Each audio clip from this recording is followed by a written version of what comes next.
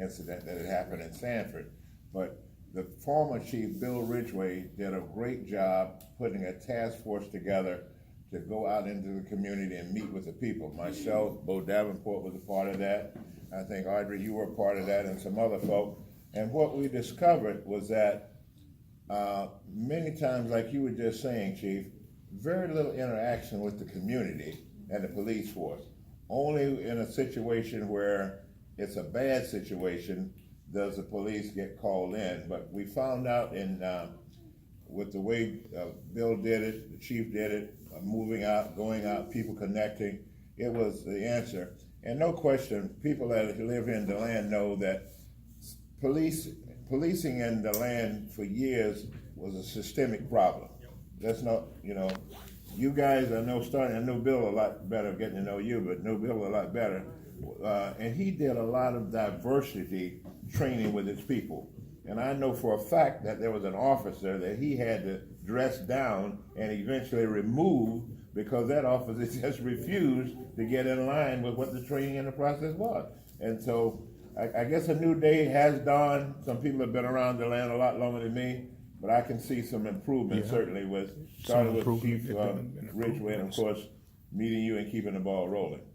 I appreciate that, and Bill did talk to me about those things. We were able to spend a couple weeks together before I assumed command of the police department, and I did some research when I was looking at this job, and I did see the Marlon Brown incident, and of course everybody saw Trayvon Martin. I mean, these were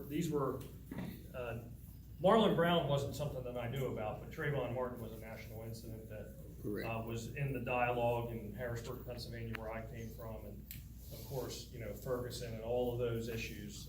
I was heavily involved in working with the community to try to make sure that our relationships were right, and we were moving forward as a police department, and there wasn't a disconnect.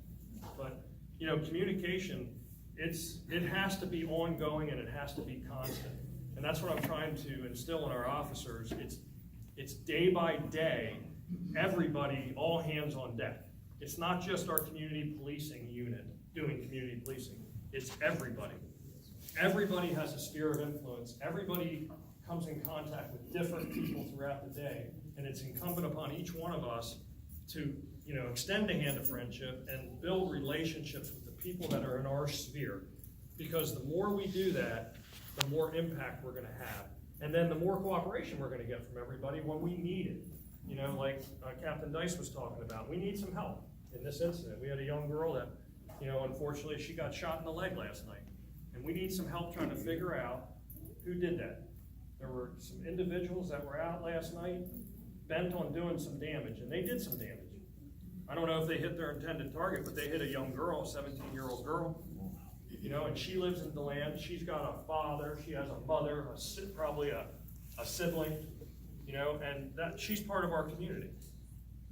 And we want to be able to extract. We need to find out who is out there that thinks it's appropriate to settle issues and problems with guns.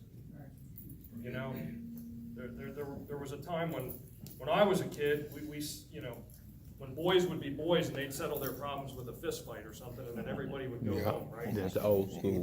Now, it seems like our young people need to pick up guns and solve problems that way. Well, those are, the fallout to that, you all know all too well. That reverberates through a community and through families and impacts people for generations. So we want to, whoever that person is that thinks that they need to go out shooting people or shooting at people, I guess I had a friend that used to say, they need a little bit of concrete authority. They need to have a timeout, like I used to tell my daughters. They need a timeout for a while, where they can't hurt anybody else for a while, until they can get control of themselves. So, Chief. Yes, sir. I know you've been here for a while, and the new sheriff in town. I live in the Spring Hill area, Yes, sir. but I'm also a city of Deland resident. And one of the problems that happen in that area is that a lot of the people in that area don't realize that there's dual jurisdiction in that area between the sheriff's department and the police department. Yes, sir. But a lot of times we witness that the sheriff's department will come in and just kind of unmanly ruled some of the people in that area, and that's been running the problem there. And I'm gonna talk with the sheriff. You say they're being rude? Yeah, being rude, yes. Yeah, I've heard that, and I mean, I don't, if, you know what, and if you feel like you need to let me know that, I can certainly contact Sheriff Chitwood and let him know that, you know, there's a complaint about some of his deputies. Probably the best way to do that is to complain to his agency. It's gonna be the fastest, most expedient way. I don't control his employees just like he doesn't control mine, but he and I have an open dialogue, and as a matter of fact, he was given an interview the other day to a young lady, and mentioned something about a person had made a complaint about a Deland officer. Felt that they had been, you know, stopped, the stop that was made wasn't proper. And I heard that, and I called him, and he gave me the information right away, and Lieutenant Milan's looking into that. So Sheriff Chitwood and I are in lockstep when it comes to that, and making sure that our officers are treating people. And I'm gonna say it, we have a new creed, and I keep pounding this. My people hear me say this all the time. We help people regain and retain their dignity. No matter who we're dealing with, they are a human being. And we try our best to help them regain and retain their dignity as human beings. And that means we might be handling some very tough individuals that might not be very receptive to that. But I always tell our officers, we don't respond back in kind. If you get hate, just don't respond back to that. Don't let them make that personal with you.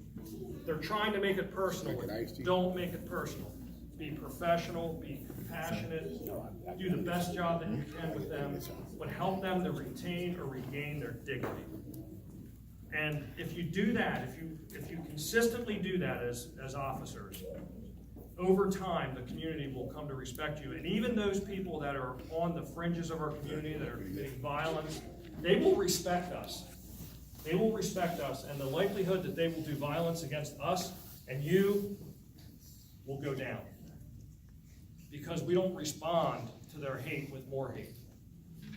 You know, we have a job to do, and sometimes that's, you know, means we gotta take people into custody, and they fight with us, and we have to be physical and all that. We have a job to do, and then we ask the community to support us as long as we're being professionals. You know, we gotta be professional. And that's why I keep stressing. We're the professionals. We raised our hand, we took an oath, and we said we're gonna be better, right? We have a tremendous responsibility in the community to be leaders in our community and give people hope and confidence in us that we handle difficult situations the right way. And that's what we want to be known as. We want all of you to have trust in us and confidence that we can handle any situation, public safety situation, and we're going to handle it the right way. That's what we're striving for. Anybody else? Question? Yes, ma'am. How many females do you employ? We employ, let's see, about five.